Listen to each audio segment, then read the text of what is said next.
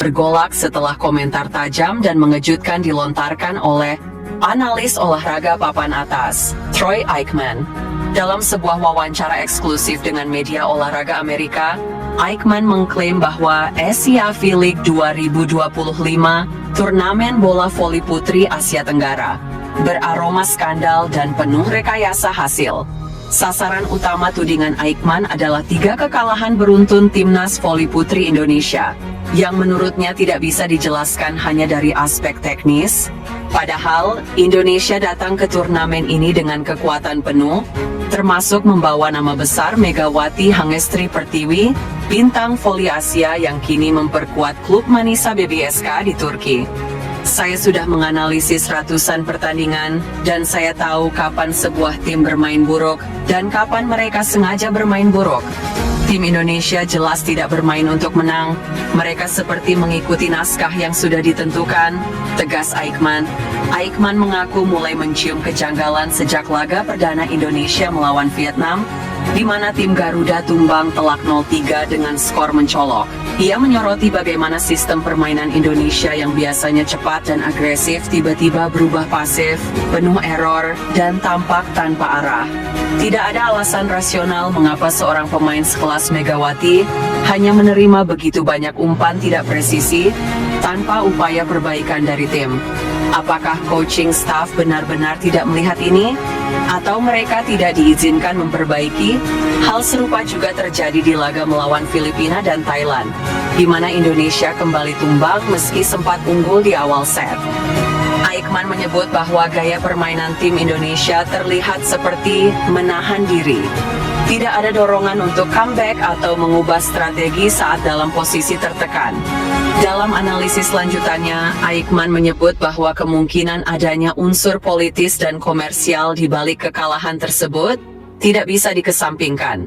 Ia menyinggung soal tekanan sponsor, kompromi dengan negara tuan rumah, hingga manipulasi untuk mempermainkan ranking atau membuka jalan untuk negara tertentu melaju ke babak final. Turnamen seperti ini kadang tidak murni soal olahraga. Ada permainan di balik layar, politik olahraga, kompromi federasi, atau bahkan tekanan dari penyelenggara agar tim tertentu bisa menang demi gengsi dan rating siaran, ujar Aikman belak-belakan. Bahkan, Aikman menambahkan bahwa ada kemungkinan internal Federasi Indonesia tengah mengalami konflik atau tarik-menarik kekuasaan, yang pada akhirnya menjadikan tim nasional sebagai korban. Sampai saat ini, PBVSI, Persatuan Bola Voli Seluruh Indonesia, belum memberikan respons resmi terhadap tudingan serius ini.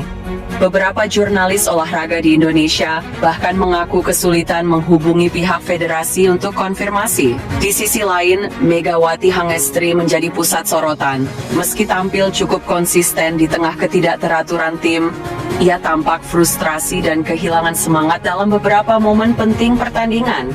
Kamera beberapa kali menangkap ekspresi kecewa dan gerakan tubuh yang seolah ingin berbicara banyak, namun ditahan. Megawati tidak bersalah, tapi dia terlihat terperangkap dalam sesuatu yang tidak bisa dia ubah. Dan itulah yang paling menyedihkan dari semua ini, kata Aikman. Di media sosial, reaksi publik sangat cepat. Warganet Indonesia dan fans voli dari luar negeri mulai mempertanyakan keaslian kompetisi ini. Tagar Matchau Sea Settingan 2025, Indonesia dikalahkan, dan Justice for Megawati menjadi trending di beberapa negara Asia Tenggara. Bahkan sempat menduduki posisi teratas di Twitter Indonesia selama 8 jam berturut-turut. Beberapa fans bahkan mengirim surat terbuka kepada PBVSI, mendesak transparansi dan meminta klarifikasi soal strategi timnas yang dianggap aneh. Aikman, yang sebelumnya dikenal lebih dekat dengan olahraga football, kini justru jadi pembuka tabir di dunia voli. Ia menutup komentarnya dengan pernyataan tajam. Asia V-League bukan hanya soal perebutan gelar juara Asia Tenggara. Ini adalah panggung bagi para wanita tangguh yang seharusnya mendapat keadilan bermain. Jika ada yang merusak integritas itu dengan uang, politik, atau ego, mereka harus bertanggung jawab. Dunia sedang melihat, apakah Asia V-League 2025 benar-benar diwarnai skandal pengaturan hasil? Atau Troy Aikman hanya membesarkan dugaan tanpa bukti konkret? Yang pasti, keberaniannya untuk mengungkap dugaan ini telah memicu efek domino yang mungkin tidak akan berhenti dalam waktu dekat. Jika benar ada kecurangan, maka ini bisa jadi salah satu skandal terbesar dalam sejarah voli Asia Tenggara. Dan bagi Indonesia, pertanyaan terbesar kini menggantung di udara. Apakah timnas kita memang dikalahkan, atau memang sengaja kalah? Di sisi lain, Red Sparks bakal mengandalkan kekuatan pada sektor middle blocker untuk musim 2025/2026 setelah ditinggal Megawati Hangestri Pertiwi. Megawati memutuskan tidak memperpanjang kontrak dengan Red Sparks untuk musim baru. Pemain 25 tahun itu akan bermain untuk klub Turki, Manisa BBSK. Selain Megawati, dua pemain menyerang lain, Vanja Bukilic dan Pio Seungju juga hengkang. Tanpa tiga pemain yang jadi mesin poin pada musim lalu, Red Sparks memutar otak mencari taktik lain. Ko Hee-jin mengatakan runner-up Liga Voli Korea bakal memaksimalkan Wipawi Sritong sebagai outside hitter baru, dan Elisa Zanet sebagai opposite hitter baru. Strategi lain dari Ko Hee-jin adalah memaksimalkan middle blocker. Tentu saja kami sedang mempersiapkannya. Peran setter, Yeung Haeseon adalah memanfaatkan para pemain. Dengan absennya ketiga pemain sayap, kami perlu mengisi kekosongan dengan pemain baru, ujar Ko Hee-jin dikutip dari My Daily. Dan tim kami memiliki banyak pemain bagus di sektor tengah, ucap Ko Hee-jin menambahkan. Selain Park Eun-jin dan Jung Ho-young, Red Sparks juga memiliki Lee Ho-bin yang baru direkrut pada musim ini. Kami perlu meningkatkan peran di lini tengah dan mempersiapkan diri dengan baik. Saya akan menyediakan bahan-bahannya, dan Haeseon yang akan memasak, tutur Ko Hee-jin. Ditinggal Megawati, Bukilic, dan Pio Seungju, jadi kehilangan besar bagi Red Sparks pada musim baru. Ketiga pemain itu jadi andalan dalam mencetak poin. Kombinasi Megawati, Bukilic, dan Pio Seungju pada musim lalu menghasilkan 2.160.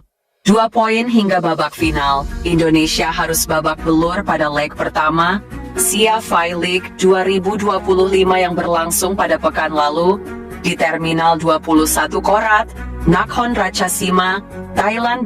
Megawati Hangestri Pertiwi DKK tidak bisa memetik satu kemenangan pun dan harus puas berada di peringkat keempat atau posisi juru kunci klasemen. Tim Merah Putih mengawali langkahnya di ajang ini melalui hasil minor dengan dilibas dengan telak oleh Vietnam melalui skor 0-3.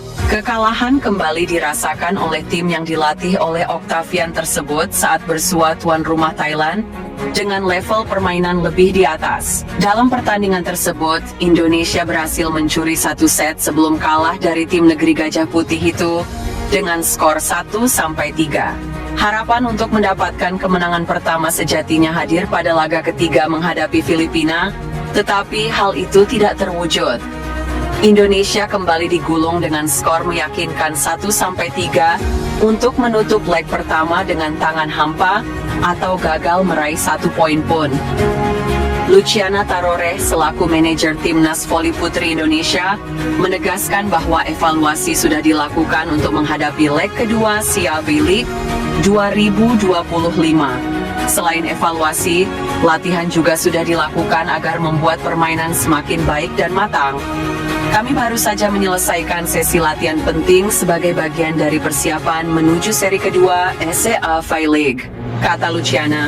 Dalam perjalanannya, Luciana menyebut bahwa para pemain telah menunjukkan kemajuan yang baik, terutama pada aspek fisik dan kekompakan. Komunikasi di lapangan menjadi hal yang paling disorot dan harus dibenahi selain variasi serangan dan sisi teknis lainnya.